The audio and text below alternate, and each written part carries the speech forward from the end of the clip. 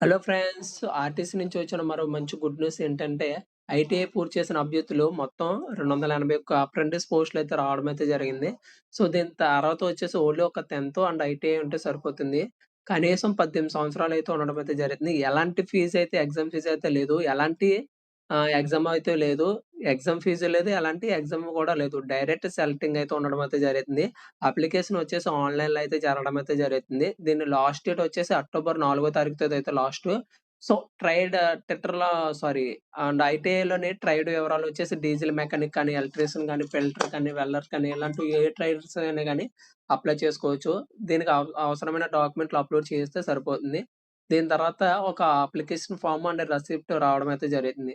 So, ఇలాంటి మంచి మంచి ప్రభుత్వ అప్డేట్స్ రావాలంటే మన ఛానెల్ అయితే సబ్స్క్రైబ్ చేసుకోండి. అండ్ బెల్ ఐకాన్‌ని కూడా యాక్టివేషన్ చేసుకోండి. అండ్ మీకు ఈ వీడియో నచ్చితే లైక్ చేసి షేర్ చేయండి మీ ఫ్రెండ్స్‌తో. Thank you for watching.